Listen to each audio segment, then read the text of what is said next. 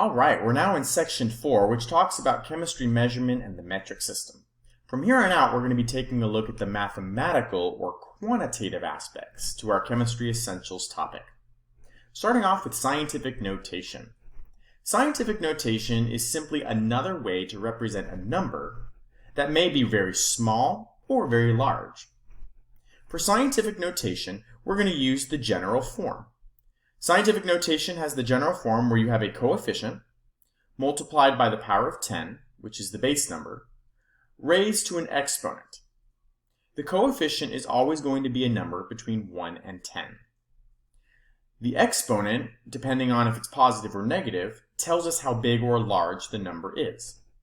If the exponent is a positive number, that means that the number is bigger than 1. If the exponent is a negative number, that means the number is less than 1. We reserve scientific notation typically to represent numbers that are very large or very small. For example, if I was taking a look at the following number, let's say 53,271, that's a fairly large number. I don't want to necessarily have to write that out. I'd rather write it in scientific notation. Another example is if it was very small. For example, let's say your number was 0.0000394. Well, obviously, that's a very tiny number. It'd probably be better for me to write that in scientific notation. Generally speaking, if the number is in the thousands and larger, or thousands and smaller, it's best to write the number in scientific notation. So how do we do that? Well, before we take a look at that, I want to show you real quickly how you would also calculate using your calculator. Every calculator is different, and so I wanted to take a brief moment and show you where the button is on your calculator when you're supposed to write the times 10 part. So for example, what if I had to punch in the number 6.626 times 10 to the negative 34? How would you do that in your calculator? Well, first, type in 6.626 just like you normally would. So 6.626. But then, for the times 10 part, do not hit the multiplying button. Don't hit the 10 button. Instead, you're going to want to hit one of the following buttons, either EE or EXP. Most calculators have one of those two buttons. So for example, and I know it's kind of small, but on this calculator here, the EE is actually as a second function. Or it might have its own button like in this calculator. Some calculators don't have the EE button. Instead, they have the EXP button. Or, even other calculators still, have a times 10 to the N or times 10 to the X, something to that effect. No matter what calculator you're using, you want to make sure you hit that button. So for example, let's say it's the EE button, and then all you have to do is type in the exponent. And make sure you hit the negative button, not the subtraction button, if it's a negative number. So that's how I would type in that number into my calculator. We're going to do some practice with that in just a moment, but I wanted to point that out now so that way you have it in your brain. So let's first look at how would you write numbers in scientific notation.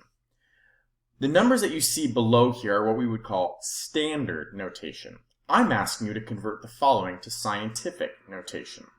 So let's go ahead and do that together. This first number is very small. What I'd want to do is I'd want to move this decimal to be between the first and second non-zero number. In this case, 3 and 9.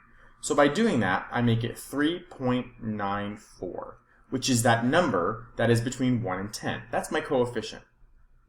Then I'm going to add on times 10, that's my base number. But then what do I put for the exponent? Well, the exponent is how many places the decimal moved to get to the number 3.94. In this example, I had to move the decimal 1, 2, 3, 4 places to get it between 3 and 9 to make 3.94. So my exponent is going to be 4. Now, is it a positive 4 or a negative 4? Since the original number was less than 1, that means that the exponent needs to be negative. And so 3.94 times 10 to the negative 4th is the same thing as 0.000394.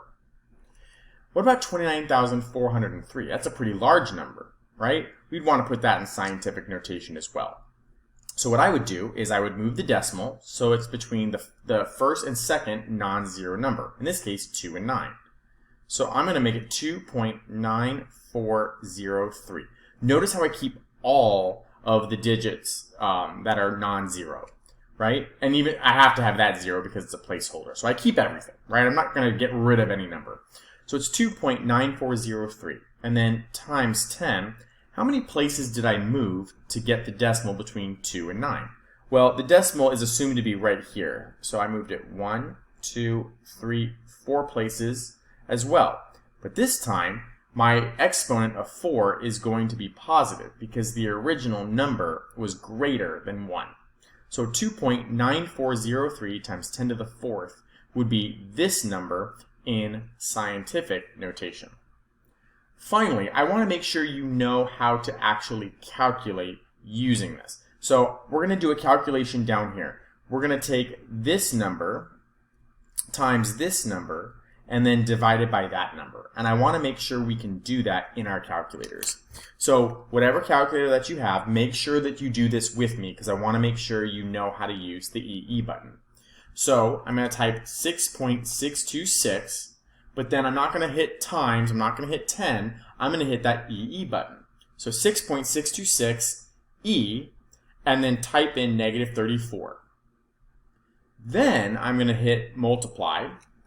Okay, so I'm going to take, so it's going to look like this in my calculator, 6.626 E negative 34, and now I'm going to multiply that by the second number, which is 2.998 E, and it's raised to the power of 8. So let me push that in my calculator. And then finally, divide that number by 4.99, and then instead of times 10, there's my E, and then negative 7 is the exponent. Oh, I'm sorry, yeah, it is negative 7. So divided by 4.99, E, negative 7. If you did that correctly, your answer should be approximately 3.98, but then look at the end of your calculator. Make sure you get that it's times 10 to the negative 19th. That would be my numerical answer. And don't worry about rounding right now. That's just the actual calculation itself. Notice that I wrote times 10. I did not write E. So some students will write 3.98 E negative 19. Don't do that. It should be times 10 to the negative 19th.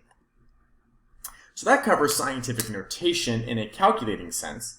Here's just a reminder of how you can calculate scientific notation in quick ways, in case your calculator is not there or the problem's very simple and you don't need your calculator.